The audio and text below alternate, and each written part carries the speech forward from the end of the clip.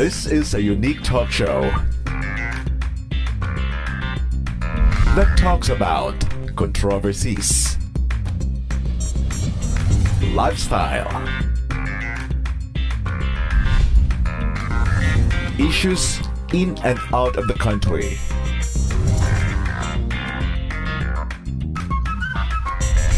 This is Let's Talk.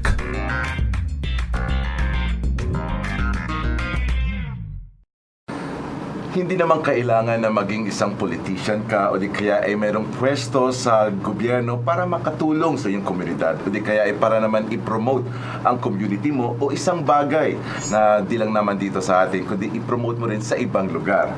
Magandang araw mga kaibigan and welcome again sa talk show that talks about controversies, issues, and lifestyle. I'm Derek Gonzalez and this is Let's Talk. This week, ating po makakausap at makakasama ay isang very enthusiastic person. Actually, taga-Bantay siya. Pero most of his life ay tumira siya sa Baguio dahil nga po siya ay isang DJ doon sa Love Radio. At ngayon nga po, nandito siya sa atin para may ipakilala at maipakita at may maipopromotin at pag-usapan ng isang bagay na ginawa niya na siyang nagkonsepto at kung ano ito, ay yan ang ating pag-uusapan. Ladies and gentlemen, let's talk to the son of the Vice Mayor of Bantay, Vice Mayor Flore Peredo. Here with us today sa Let's Talk is Mr. Emil Peredo. Hello. Hello. Thank you very much for inviting me, Derek, and be part of your audience, Ilocano audience. The last time I was here as an announcer was 1991. Wow! 11 years ago. After the earthquake. So, nag-stop ako ng 6 months. Tapos, nandito ako sa Ilocos para maging parang apprentice lang na DJ. And there were two mentors ko talaga, si Mr. Bonnie Rosales. Okay. Bonnie R, if you remember, sa mga nakaalala. Until now. There's another guy na I think he made a crossover already to Core TV, si Mr. Eddie Calizo. Diba? Yeah, sila yung mga mentors ko. And after that, I went back to Baguio and started my radio career already. Yes, so before that, so welcome again. So let's talk. Yeah, Yes. talking about radio career. Yeah. How long have you been working sa Baguio? Since 1993 up to now, I went from DWHB, that's Radio Mindanao Network, which is IFM now in Lawag and other parts of the country. And also with Campus Radio, GMA. And then I transferred a couple of years ago to Love Radio, Manila Broadcasting Company. And until now, you're with Love Radio. Yeah. Wow. You know what? It's so exciting also to have a guest like you. Like, you know, we're on both career. Yes, you used to be from Baguio, di ba? I used to, well, a long time ago. The thing is, hindi yan ang pag-usapan natin. Ang pag-usapan natin ngayon is, bakit ka nandito? Ano meron at nandito ka? Actually, may mga concerts kami. And there's another thing, parang multitasking ginagawa ko pag pumupunta akong probinsya. I made a book about Bantay Ilocosur, All Eyes on You.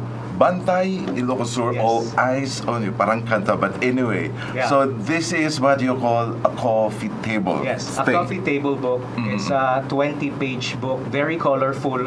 Tapos you get to see the different resorts, at the same time tourist destinations sa Bantay. Can I see? Yes. And we also went to Amborayok.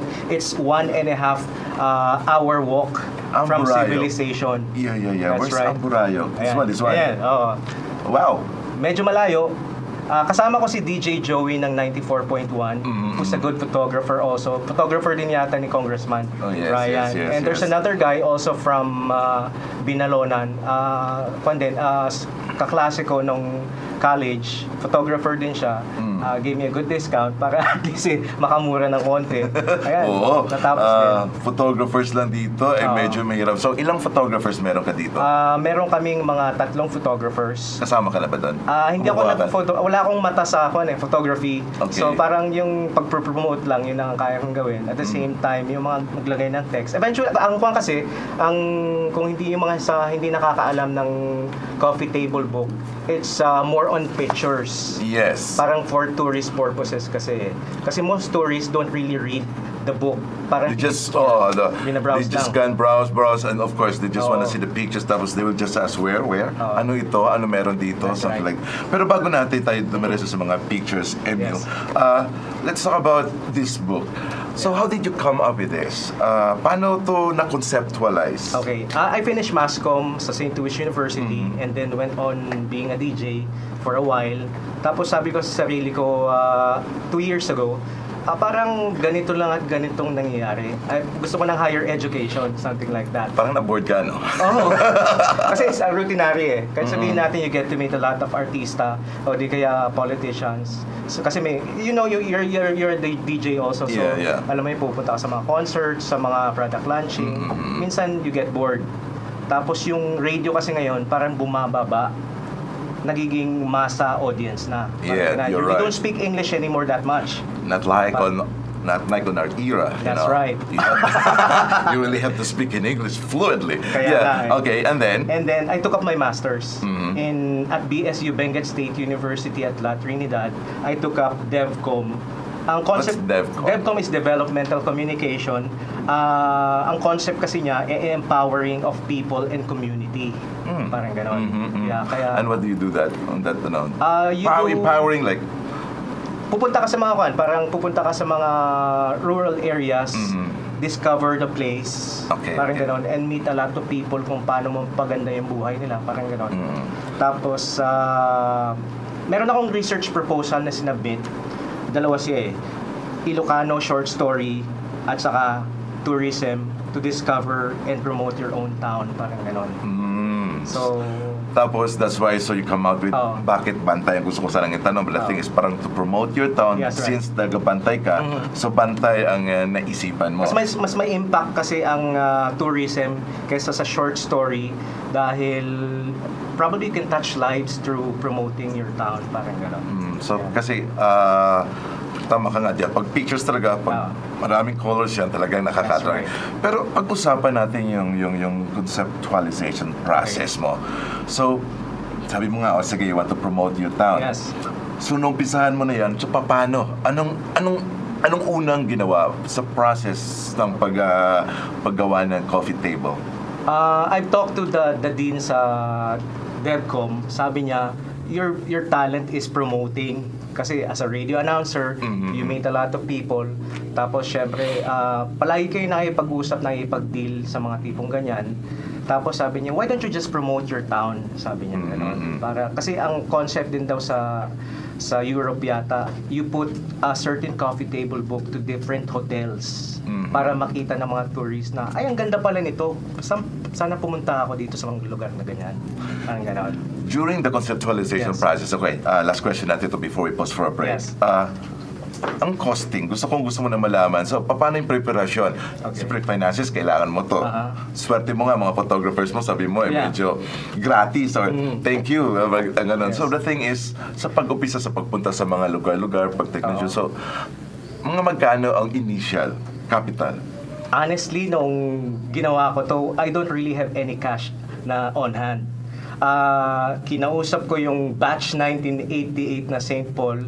They were able to give money also. Yung mga nasa abroad. Tapos, yung mga sponsors ko sa Baguio at saka nationwide sponsors, they were willing really to help me put up this book. Parang ganon. Tapos, I also got some contribution from, syempre sa town din, mismo ng Bantay, kay Mayor Parilla saka Vice Mayor Peredo.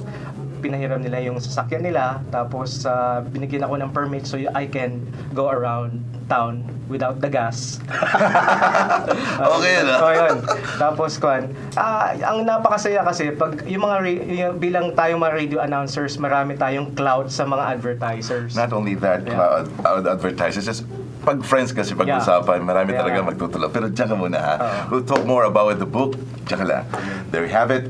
Let's talk about what made him inspired to do this book. Yan po sa pagbabalik ng Let's Talk.